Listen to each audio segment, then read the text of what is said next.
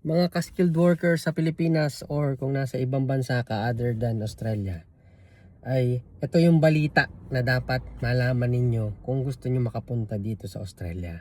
According to James Palmer, yung migration agent na in-interview ko, ay malaki ang opportunity sa mga darating na taon ngayon dito sa Australia. Lalo particularly ay paparating yung 2032 Olympics na gaganapin dito sa Australia. Kaya kung ikaw ay skilled worker, maraming opportunity ang darating.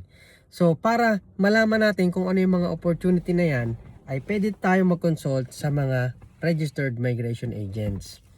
At based doon sa experience namin ng pag-apply dito sa Australia.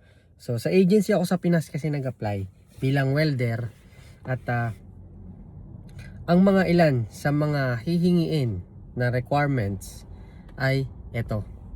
Una, 5 years or more relevant experience sa trabaho na applyan mo. Kung ikaw ay welder din o karpintero o binil installer, mga ganyan. So marami kasi. So, pangalawa, after nung relevant experience ay high school graduate at least. So, kung yung mga senior high school graduate ay possible ma-exempt na yan sa English test. Kasi pag high school graduate tayo, yung old curriculum, kadalasan pinapakuha ng English test. Ako, nakarating naman ng college, kahit paano ay na-exempt din ako sa English test. Other than that, pag na-select ka ng employer, kung sa Pilipinas ka mag-a-apply sa mga legit agency, ay pag na-select ka, syempre may ano yan, may interview, may trade test, may final interview, tapos select ka ng employer. Yung ganun yung nangyari sa amin. Pero sabi nga nung migration agent na kakilala ko, ay marami nga, hindi man nga yung mga skills na kailangan, at pwedeng sa agency ka sa Pinas mag-apply kung may mga hiring na silang pinopost, at pwede rin naman mag-consult dun sa mga migration agent.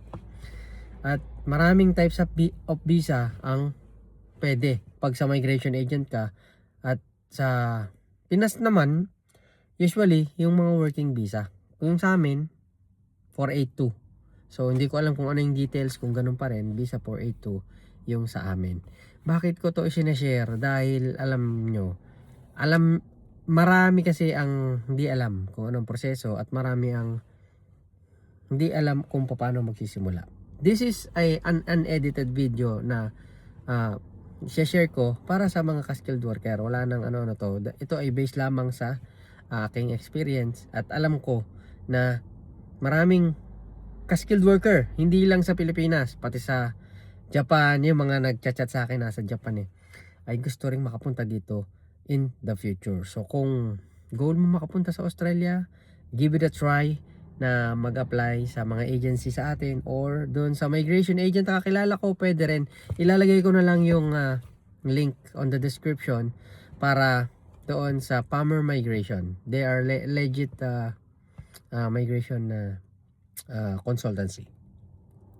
And partner ko siya, affiliate program ko siya na kapartner natin, dahil gusto ko na magkaroon ng mga partnership na ganyan, dahil makakatulong sa atin mga Pilipino At syempre magbe-benefit ako, pero syempre pumili tayo ng mga talagang they are 18 years in the business and migration agency.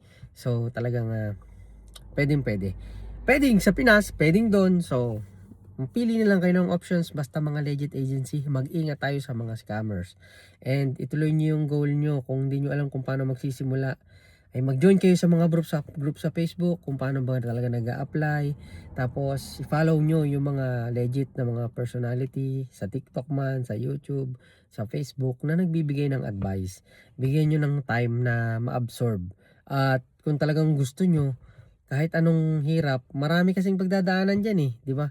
Pag-apply pa lang, resume, trade test, interview, English test, lahat yan, ultimo medical, pagdadaanan yan step by step kagaya namin. At kaya ako ginagawa to ay nagawa namin, possible din na magawa nyo. So ingat tayo mga ka-skilled workers, and good luck.